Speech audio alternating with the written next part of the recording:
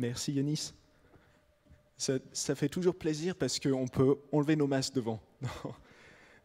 Ça nous fait plaisir d'être avec vous. J'espère que vous allez bien. Aussi derrière des écrans, là où vous êtes, que vous allez bien.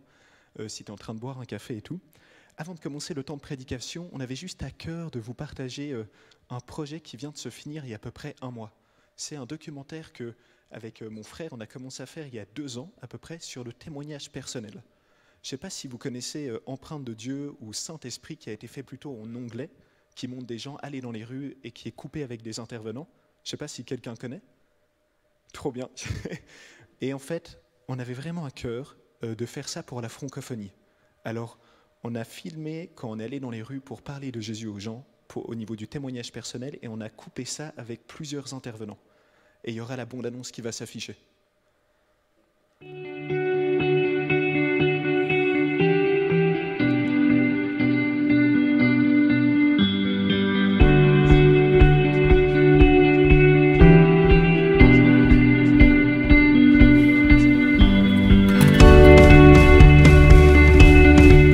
Avec mon frère, on avait juste à cœur de faire un documentaire en fait sur comment aller dans les rues et comment rejoindre les gens autour de nous.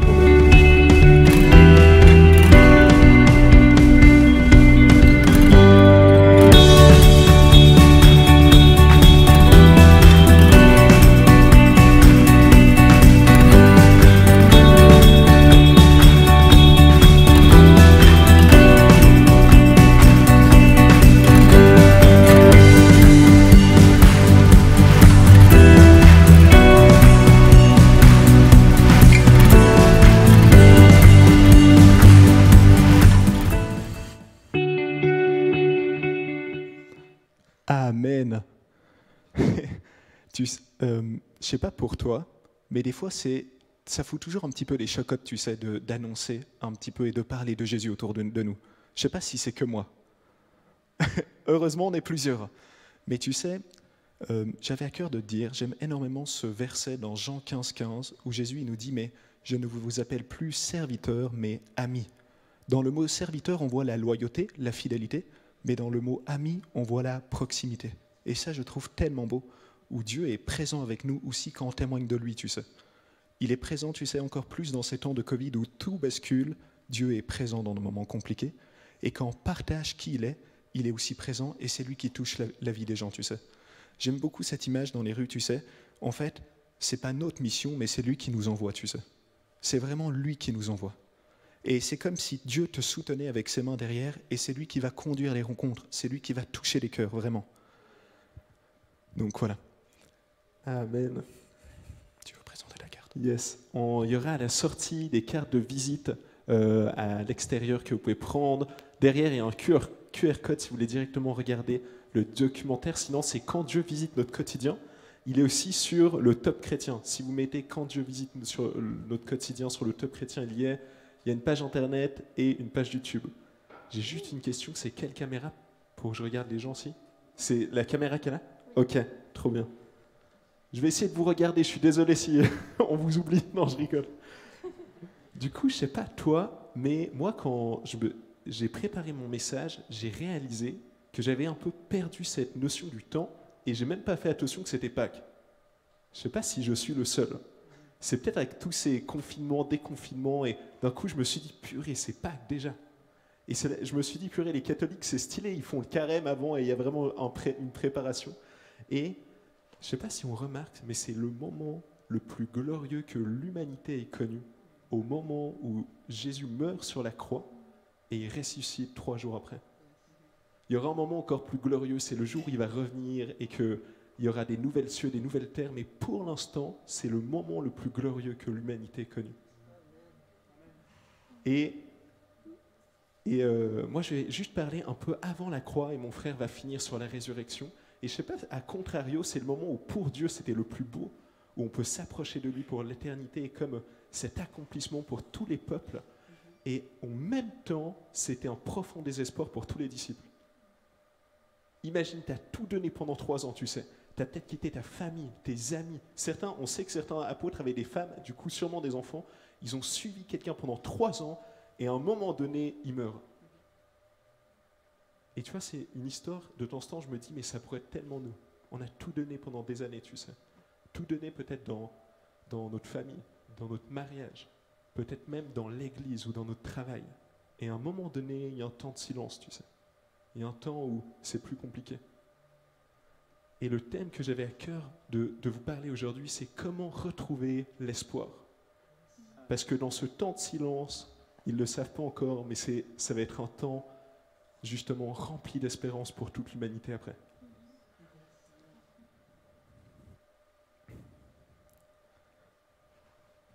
Et on a tous besoin d'espoir. Il y a quelqu'un qui a dit un jour, nous pouvons vivre 40 jours sans manger, 3 jours sans boire, quelques secondes sans air, mais nous ne pouvons vivre sans espoir. Peut-être que tu connais Viktor Frankl, c'est un Autrichien psychothérapeute qui a été envoyé dans des camps nazis pendant la Deuxième Guerre mondiale, et en tant que psychothérapeute, il a étudié l'être humain. Il a écrit un méga livre best-seller sur le sens de la vie, et il a remarqué qu'en fait l'humain ne pouvait vivre sans espoir. Il a écrit ça, il a dit, c'est pas les gens les plus robustes physiquement qui tenaient bon, mais c'est ceux qui développaient une vie intérieure, qui laissaient une place pour garder l'espoir. Et il remarquait que les prisonniers qui perdaient espoir mouraient. On ne peut pas vivre sans espoir, parce que justement, au travers de l'espoir, tout se crée, tout naît. Il y a cette phrase de Paul dans 1 Corinthiens 13, et on la connaît tellement, 3 choses demeurent. L'amour, on parle tellement souvent de l'amour dans l'Église. On pardonne, on aime, on accueille les gens. On parle de la foi, croire, et il y a l'espoir aussi. Qui croit que notre société a besoin de voir une nouvelle source d'espoir? Une nouvelle source d'espérance. Et je crois que c'est ce que la croix l'amène. Une source d'espérance pour l'éternité, d'être auprès de Dieu. Et ça, c'est ce que notre société a besoin d'entendre.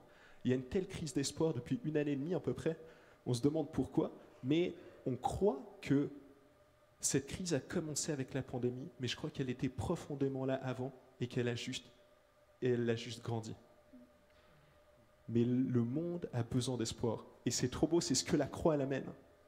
Et je ne sais pas toi, mais on va regarder un personnage juste avant la croix pour comment on retrouve cet espoir. C'est Pierre qui renie Jésus 3 fois. Peut-être que tu ne connais pas Pierre, c'est un disciple qui a suivi Jésus pendant 3 ans. Et si on regarde les récits historiques qui expliquent la bibliographie de Jésus, ce qu'on appelle les évangiles, c'est l'un des apôtres les plus cités avec Jean. Et c'est aussi lui qui reçoit ce verset, qui reçoit cette parole magnifique de Jésus qui dit « Pierre, c'est sur ce rocher que je construirai mon église. » Et pourtant, il renie 3 fois Jésus.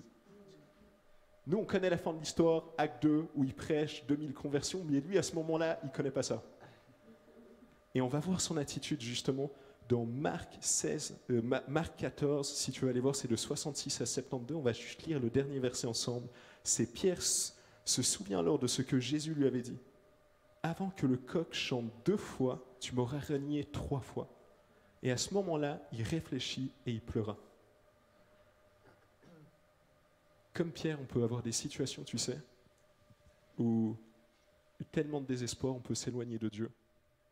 Même dans des choix conscients, où peut-être on peut même renier Jésus.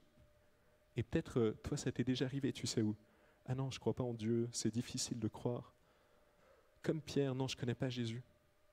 Et pourtant, à un moment donné, il s'arrête, il réfléchit et il pleure. Comment retrouver l'espoir? Je crois que ça commence sur ça, c'est s'arrêter et pleurer avec Dieu. Heureux ceux qui pleurent. Dans Matthieu 5, 4. Et de temps en temps, on comprend ce verset, il faut toujours être heureux. Je ne crois pas, parce qu'après c'est écrit, car Dieu les consolera. Il y a une guérison qui se passe dans nos vies au milieu de tout ce qu'on vit, qui peut se passer seulement avec Dieu et nos larmes. Il y a un espoir qui naît dans notre cœur seulement quand on vient vers Dieu et on lui dit « Jésus, on doit juste pleurer ». Et peut-être tu es un homme comme moi et c'est dur de pleurer et tu as peur de pleurer, je comprends, et je t'encourage à pleurer tout seul avec Jésus alors. En plus de ça, quand tu pleures dans le train, les gens ils te regardent chelou. T'es là, qu'est-ce qui se passe? C'est une rupture. Et il y a un psychothérapeute très très connu qui s'appelle Scott Peck, il a écrit plusieurs livres, aussi le chemin les moins fréquentés qui parlent de la souffrance. Et il a fait des études qui montrent qui disent en fait que la dépression, en fait, elle vient effondrer notre cercle de vie. Mais que des moments périodiques de tristesse élargissent nos horizons et nous poussent à tendre vers l'autre. Ce qu'il dit là, c'est que quand il y a des moments périodiques de tristesse, quand on pleure, il y a quelque chose qui se restaure. Et comme la Bible elle le dit, heureux ceux qui pleurent, car ils seront consolés. J'ai tellement aimé cette analogie qu'un commentateur juif faisait, qui était converti. Il a dit, on parle tellement souvent de l'amour de Dieu, et c'est tellement bon, c'est vrai. Mais vous êtes d'accord avec moi que ceux qui aiment tellement, c'est aussi ceux qui souffrent le plus. Et Dieu nous aime tellement qu'il souffre aussi beaucoup quand on s'éloigne et il pleure avec nous. Il nous aime tellement, mais il veut tellement pleurer avec nous, être proche de nous.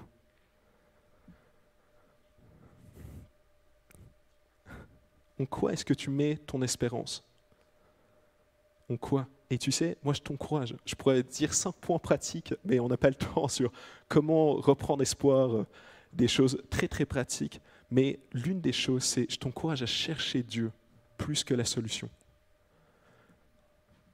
Quand on commence à désespérer, on essaye souvent de trouver la solution sans cesse, et c'est pas mauvais de temps en temps.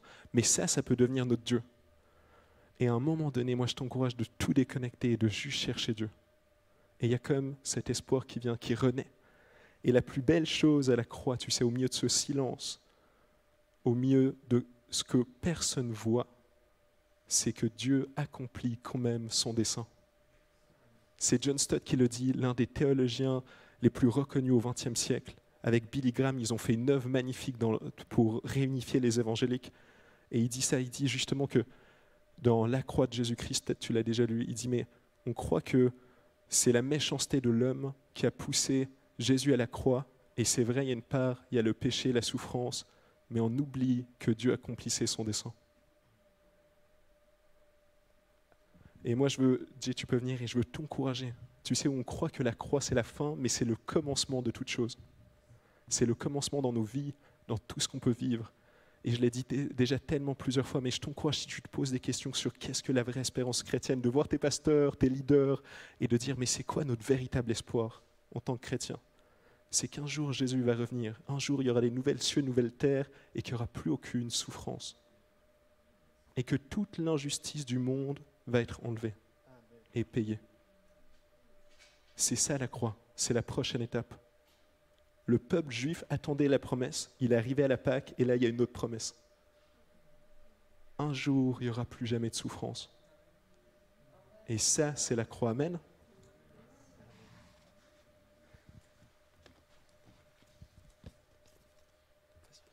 Amen.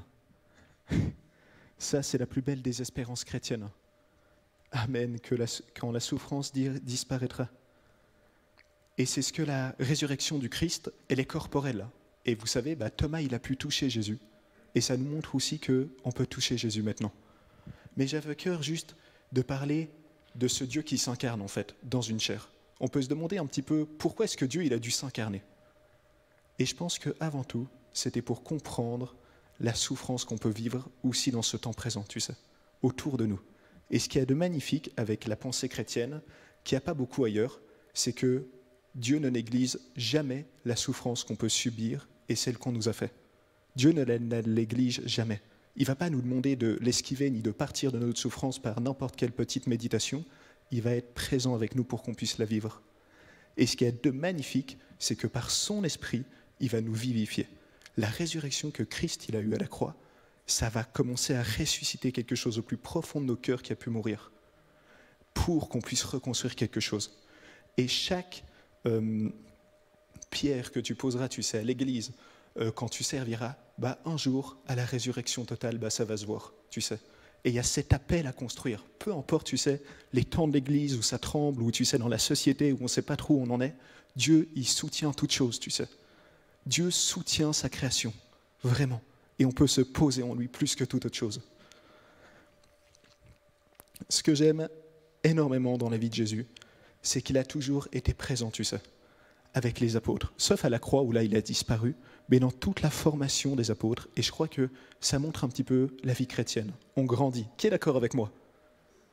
La vie chrétienne, c'est comme une marche. Et au tout début, c'est un petit peu scabreux, et après quelques années d'expérience, normalement, ça va un petit peu mieux. Et avec les apôtres, c'est la même chose dans notre travail de caractère, dans notre renouvellement d'intelligence, tu sais, dans cette vie chrétienne où Dieu nous apprend gentiment. Tu sais, ce verset qui dit « ce bon berger » qui nous accompagne dans les vallées de l'ombre de la mort.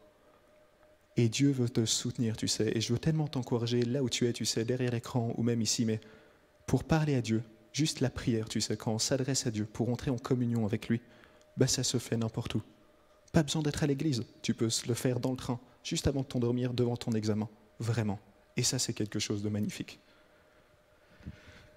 Et je pense que c'est un bon moment la résurrection, tu sais, quand on célèbre la résurrection, de se dire, mais où est-ce que j'en suis avec Dieu?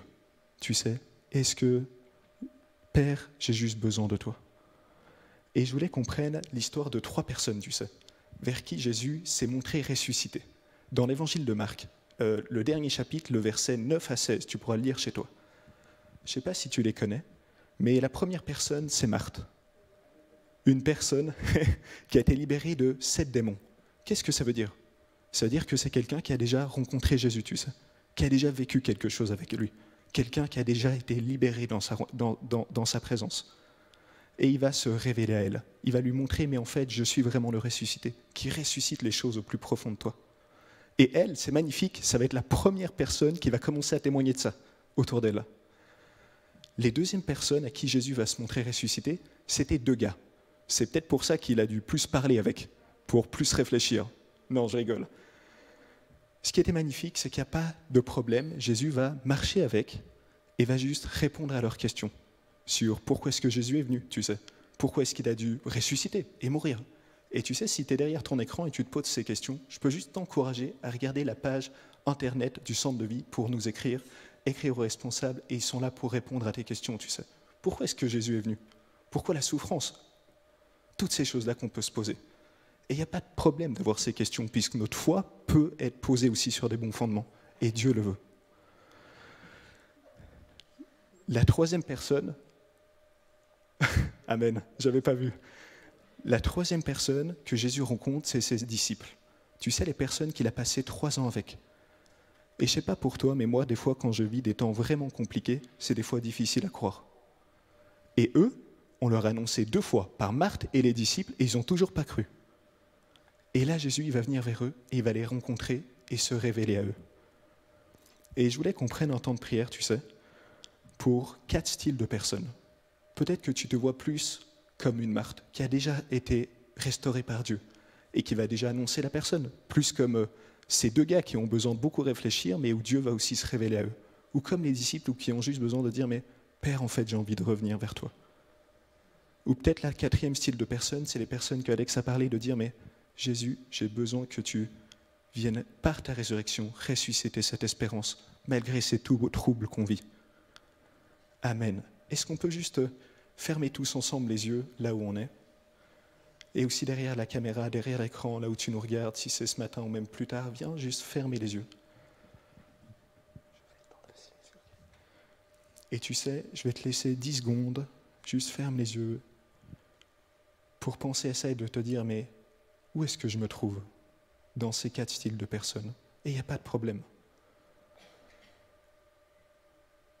Et de juste, aussi derrière l'écran, de dire, mais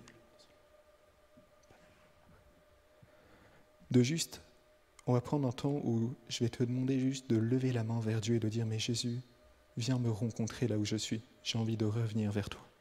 Vraiment. Là où je suis, j'ai envie de revenir vers toi. Ferme encore les yeux. Et si ça te parle, je vais juste te demander de lever ta main là où tu es et de dire, mais Jésus, j'ai envie de revenir vers toi. Même derrière l'écran, lève juste la main là où tu es.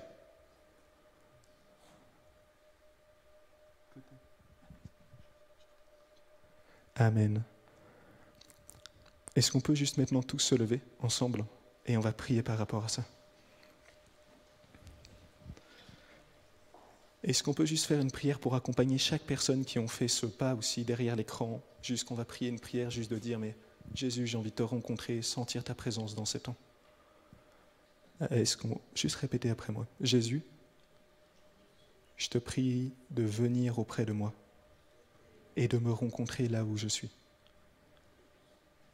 Et je veux venir m'approcher de toi. Viens toucher mon cœur et je te prie de me révéler ta résurrection. Et je veux te remettre tout ce qu'il y a au fond de moi, des fois qui est un petit peu blessé. Et je te prie de juste ressusciter ces choses-là dans ma vie aussi. En ton nom, Jésus, Amen. J'aimerais tellement t'encourager, si tu as fait cette prière derrière l'écran, de vraiment contacter l'Église. Le site va peut-être même se rafficher maintenant et les leaders feront une pleine joie de t'accompagner dans cette démarche. Si c'est toi dans cette salle, j'aimerais tellement t'encourager aussi à aller vers les pasteurs pour continuer peut-être la démarche que tu as faite. Amen, amen. On avait à cœur juste de peut-être prier pour certaines choses. Je ne sais pas si c'est derrière l'écran ou comme ça, mais moi quand on priait en haut, j'avais vraiment l'impression peut-être qu'il y a quelqu'un qui a des acouphènes, mais très fort peut-être à l'oreille droite, ou peut-être qu'il a même perdu une part de son audition. Il n'entend plus très bien. Je ne sais pas si c'est derrière l'écran ou... si ça concerne quelqu'un, est-ce qu'il peut juste lever la main? Là, ok, on ne peut pas se toucher, mais ça veut dire on met juste la main comme ça vers elle? Trop bien. Et on peut juste prier pour vous, madame? Vas-y, Jay. Et il y avait aussi quelqu'un, je ne sais pas si c'était pour l'autre côté ou comme ça, mais c'est à l'arrière du crâne. Je ne sais pas si c'est des migraines ou quelque chose qui est fort, mais vraiment à l'arrière du crâne, genre ici. Est-ce que ça concerne quelqu'un ou pas du tout? Je ne sais pas si c'est là ou là. Ok, trop bien. C'est trop cool. Vous pouvez prier pour votre femme sûrement, ou votre amie, ou juste prier pour elle. Trop cool. Et il y a quelqu'un aussi peut-être au niveau de l'œil gauche, tu vois comme des pixels de temps en temps. Je ne sais pas si c'est pour le live ou comme ça. Est-ce que ça concerne quelqu'un? Ou tu vois moins bien de... Vous, monsieur? Tellement bien, monsieur. Vous allez pouvoir relire la Bible. Non. Les gens autour peuvent juste mettre la main autour et on peut prier pour cette personne. Il y a aussi peut-être quelqu'un qui a quelque chose au niveau de... peut-être un sac, je ne sais pas, mais ici. C'est ça, madame, j'ai pas fait médecine, c'est trop beau. On peut prier aussi pour elle. Si vous voulez, les gens autour, juste mettre votre main, c'est trop stylé. Que toute l'église aussi à l'écran, tu dis, mais ok, on va prier pour ces personnes. Parce qu'on est tous ensemble, on est juste là devant pour dire des paroles, mais que tous ensemble on puisse prier pour ces personnes. Ok? Il y a le foie là-bas, trop stylé. Peut-être aussi, je ne sais pas, mais peut-être ici, ça parle à quelqu'un de ce côté-là. Je ne sais pas si ça parle. Vous, madame, je ne sais pas ce que c'est, mais juste là, on peut prier pour ça. Trop bien. On va prier pour ça. Il y a quelqu'un aussi, je ne sais pas, peut-être qu'il va voir un médecin, et je comprendrais que tu ne veuilles pas lever la main, mais ça concerne le devant du crâne, et tu as peut-être même des radios à faire ou des choses en plus spécifiques. Si c'est toi et tu veux qu'on prie pour toi, lève la main, et si c'est pas toi, on peut juste prier pour... Si tu n'as pas envie de lever la main, je comprends. Et si ça concerne quelqu'un, okay, on peut prier pour cette personne. Trop cool. Il y a aussi quelqu'un qui nous regarde, c'est peut-être la première fois que tu nous regardes, et tu sens comme une présence, une paix au fond, et toute l'église peut prier pour lui. Si tu as vraiment des questions, n'hésite pas de revenir au CDV. Ce n'est pas une force, ce n'est pas une énergie, c'est Dieu qui a tout créé, qui vient se révéler à toi, et il est ressuscité aujourd'hui, et il se révèle. Si tu as même eu des visions dans des rêves de quelqu'un qui a tout créé, je t'encourage vraiment à apprendre plus sur Dieu, à écrire au CDV. Amen. Moi, j'avais juste cette pensée pour peut-être quelqu'un derrière l'écran comme des problèmes au niveau du dos, et on aimerait reprendre un temps de prière aussi pour chaque parole qui n'a pas été donnée, tu sais. Peut-être tu as peut-être des problèmes au niveau de l'odorat ou même des cauchemars et tout ça. Et on va juste prier une dernière fois. Là où tu as mal, peut-être au genou, je t'encourage à poser ta main sur tes genoux. Si c'est au dos et tu aimerais qu'on prie pour ça, pose juste ta main sur ton dos. Et si c'est derrière la nuque, pose juste ta main sur la nuque. Si c'est des migraines, pose juste ta main aussi sur ta tête, là où tu as mal, les hanches, et on va prier une dernière fois pour ça. Et aussi derrière l'écran, pose ta main là où tu as mal et on va prier une dernière fois.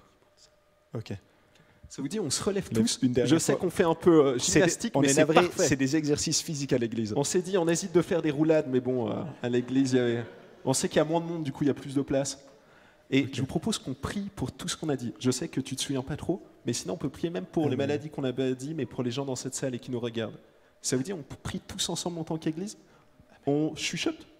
C'est ça? On On a- mormonne? On n'a pas le droit de parler, On mais fredonne. on peut fredonner. Trop Ok. bien. Posez juste la main là où vous avez mal. Père, on te prie pour une restauration totale au niveau des corps physiques, au niveau des hanches, que la mobilité revienne en ton nom, Jésus. On prie, Père, aussi pour tout cauchemar qui peut venir dans les nuits, Père. On prie pour une libération totale en ton nom, Jésus, maintenant. Si c'est toi au niveau des cauchemars, lève juste peut-être la main ou derrière l'écran et tout, mais on te prie, Père, vraiment pour une libération totale en ton nom, Jésus.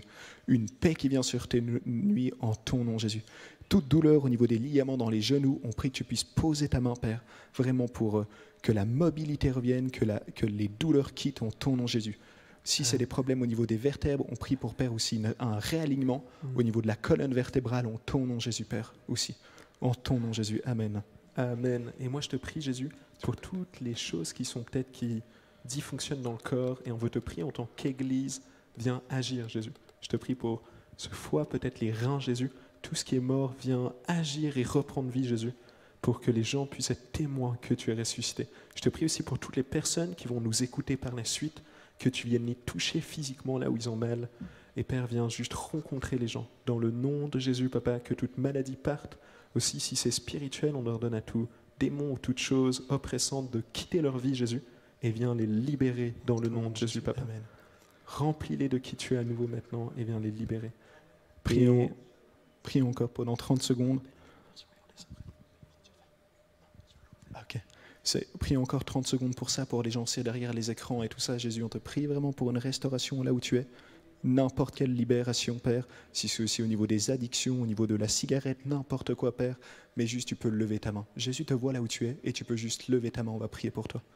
Moi, j'avais aussi dans mon cœur au début du culte quelque chose peut-être au niveau psychique aussi, comme une oppression au niveau de la tête très forte. Peut-être tu es même là présent. Si c'est toi, juste bouge ta main. Ok. Père, on te prie aussi pour une libération totale sur notre sœur. Seigneur, on te prie pour que ta présence vienne, Père, vraiment une libération au niveau de la concentration, que la concentration revienne en ton nom, Jésus, vraiment. On prie pour ta liberté, Jésus, plus que tout. En ton nom, Jésus, on prie aussi pour toutes les personnes derrière l'écran, Père. On te prie de toucher leur vie, toucher leur cœur, là où ils sont dans leur corps physique. En ton nom. Amen. Ça va. On avait vraiment à cœur. Merci beaucoup.